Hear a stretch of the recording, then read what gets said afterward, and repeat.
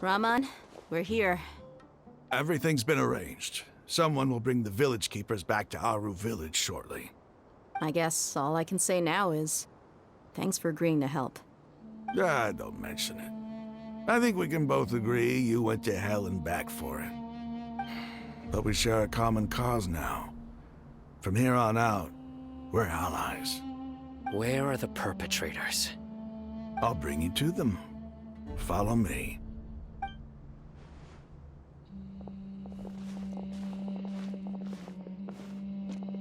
So these are the people who kidnapped the village keepers. Oh no, it's the scribe! There's no need to yell. No one can help you now. We've been all over the desert trying to find you! That's right.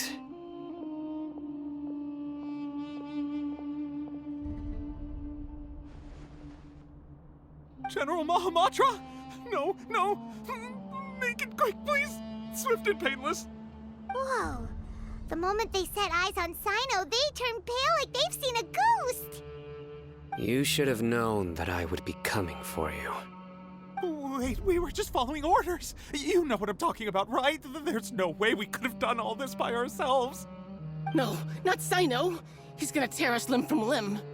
I could do worse. Please have mercy! Start talking. Otherwise, I'll have to resort to other methods.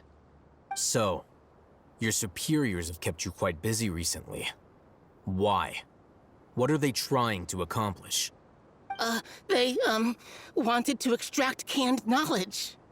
Don't play dumb. You know what I'm really asking. They extract divine canned knowledge. Then what? I really don't know how to explain it! Well, you better start talking or you'll be sorry! You don't want to make things any more difficult for yourself, do ya?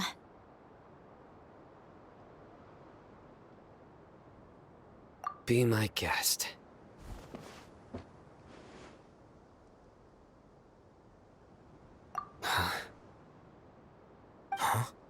Uh-huh. That sure didn't sound like a fancy metaphor or anything. You're serious, aren't you? How did you know? There's no use hiding it now. Yes, you're right. The Academia is working on an important and potentially world-changing project. They are creating a new god. A god that will belong to them and to the people of Sumeru. It may seem as if Sumeru's academics are thriving, but ever since the death of Greater Lord Rukkhadevata, scholarly breakthroughs have been few and far between. The withering of Irminsul has been getting worse recently. The sages have tried everything they could think of, but nothing's worked. I'm always hearing them say things like, if only Greater Lord Rukkhadevata was still with us. Continue. And then, someone from the Fatui showed up. They called him the Doctor. He brought a gnosis and said he wanted to borrow the Academia's research facilities. The Doctor was previously expelled from the Academia. At first, the sages looked down at him in disdain. But when he said those words, everyone's expression changed.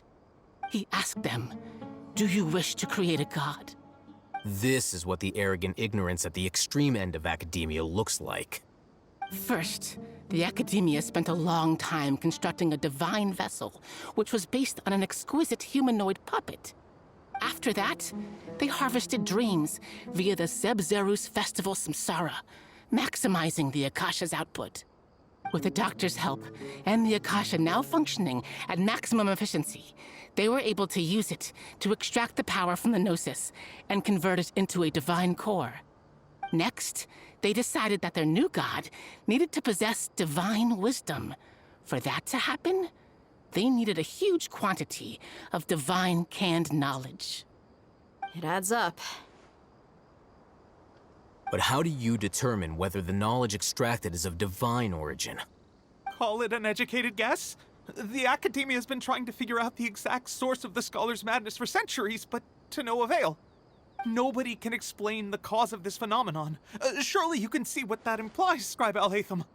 If it's knowledge no mortal can comprehend, then it must be something only gods are able to decipher.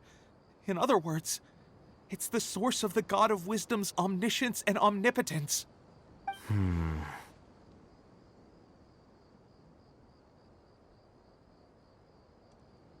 You must have noticed by now.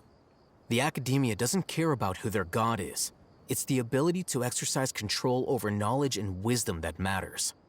It is as if they are cursed with a desire for omniscience and omnipotence that burns in their blood. Some organisms demonstrate phototaxis, and thus orient their entire lives in respect to sources of light. For the sages, their only source of hope is the existence of a deity who embodies the acme of wisdom. This is but a form of phototaxis. For many scholars, the absence of a god of wisdom means stumbling in the darkness for the duration of their lives. Then what does Lesser Lord Kusanali mean to you? Is she not a true god present in this world? If you already have a new god, why try to create another one? From the beginning, the Academia has never treated her as a god. When the Academia first discovered Lesser Lord Kusanali, the newborn god of wisdom, the sages hoped that she would be as wise as Greater Lord Rukkhadevata. But upon evaluation, they found that at the time, she possessed no more intelligence than any ordinary human child. The sages never had a ruder awakening. This forced them to accept that Greater Lord Rukkhadevata had indeed passed away. Not to mention that Lesser Lord Kusanali's gnosis had been used to power the Akasha this entire time. By herself, she has neither an Archon's raw power, nor the spectacular insight expected of a god of wisdom. Slowly but surely, people began to forget about her existence. So, this is the path the sages have chosen.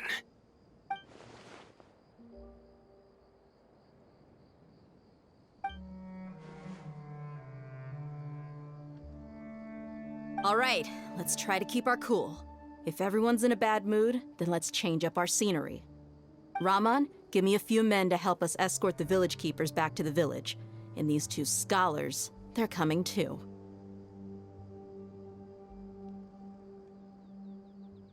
Sure, as you wish.